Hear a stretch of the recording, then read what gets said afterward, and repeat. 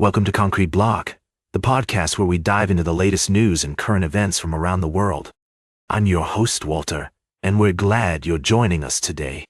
We're starting off with a significant development in international relations, as Europe has given Iran a deadline to contain its nuclear program, or face the reinstatement of sanctions. The European Union, led by the UK, France, and Germany, has announced that if Iran doesn't make progress on containing its nuclear program by August 29th, they will begin the process of reimposing end sanctions that were lifted 10 years ago. This move is seen as an attempt by Europe to reassert its influence in the Iranian nuclear issue, which has been largely dominated by the United States since Donald Trump's withdrawal from the 2015 nuclear deal. The Europeans are seeking a firm commitment from Iran to allow the return of UN nuclear inspectors and to prevent any attempts to reconfigure its nuclear program. The sanctions snapback would be triggered under Chapter 7 of the UN Charter, making the reinstatement of 6 UN resolutions mandatory. This would include requirements for Iran to suspend all activities related to uranium enrichment and reprocessing, as well as restrictions on the transfer of items that could serve these activities or Iran's missile program. It's worth noting that Iranian sanctions experts claim that the reinstated resolutions would not automatically halt all Iranian oil exports or cut off Iran's access to international financial systems. However, all countries and international financial institutions would have to refrain from providing financial assistance, new commitments, or preferential loans to the Iranian government, except for humanitarian and development purposes. The Iranian Foreign Minister, Abbas Araqi, has warned that the activation of snapback would mean the end of Europe's role in the Iranian nuclear issue, and could mark a significant deterioration in relations between Iran and the European countries. We'll continue to follow this developing story and provide updates as more information becomes available. For now, it's clear that the situation remains complex and delicate, with significant implications for global security and diplomacy. We'll be right back with more of today's top news on Concrete Block. Welcome back to Concrete Block. We're diving into a complex and timely topic that has been making headlines around the world.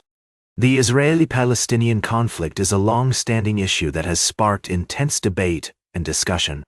Today we're going to explore the idea of recognizing Palestine as a state and what that might mean for the region.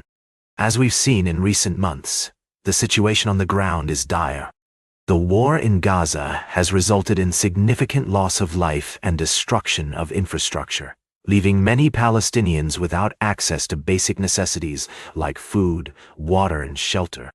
The international community has been calling for an end to the violence and a negotiated settlement that addresses the underlying issues driving the conflict. One possible solution being proposed is recognition of Palestine as a sovereign state. This would involve acknowledging Palestine's right to self-determination and statehood, which could potentially pave the way for a two-state solution.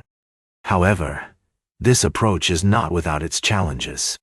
Israel has long maintained that it will not accept a Palestinian state unless certain conditions are met, including security guarantees and recognition of Israel's right to exist.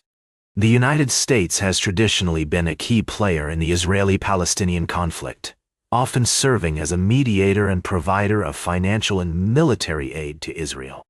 However, the current administration has taken a different approach, with President Trump signaling that he is open to new ideas and willing to challenge traditional thinking on the issue. Some argue that recognizing Palestine as a state could be a game changer, providing a much-needed boost to the peace process and helping to address the humanitarian crisis in Gaza. Others, however, are more skeptical, pointing out that recognition alone will not solve the underlying issues driving the conflict, and may even create new challenges. As we consider this complex issue, it's essential to approach it with nuance and balance. We must acknowledge the legitimate concerns and aspirations of both Israelis and Palestinians, while also recognizing the need for a negotiated settlement that addresses the root causes of the conflict.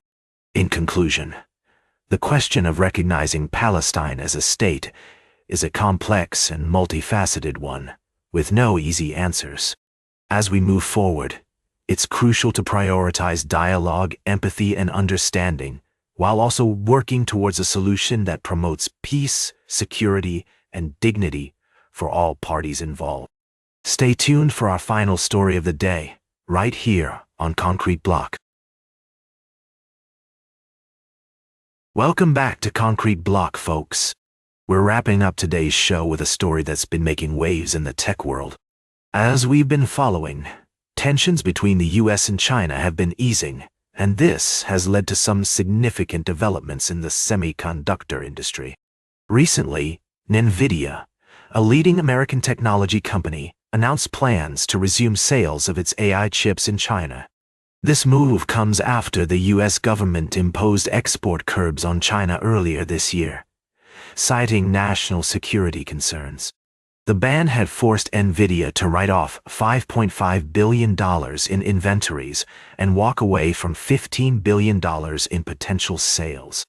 Now, it seems that NVIDIA has found a way to navigate these restrictions by introducing a new model tailored to meet regulatory rules in the Chinese market. The company's CEO, Jensen Huang, has been visiting China, stressing the importance of the Chinese market for NVIDIA's growth.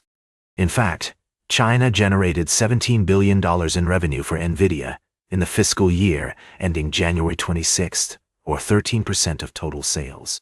This development is not without controversy, however.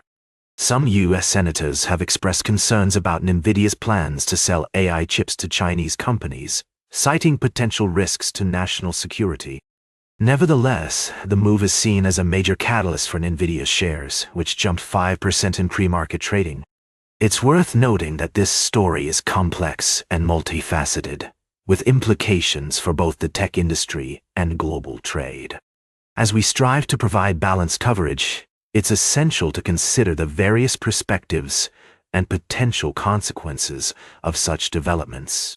In conclusion, the news about NVIDIA's plans to resume AI chip sales in China highlights the ongoing dynamics between the US and China, as well as the evolving landscape of the semiconductor industry. As always, we'll be keeping a close eye on this story and providing updates as more information becomes available. That's all for today's Concrete Block. Remember to like, share, and subscribe, and until next time, stay informed.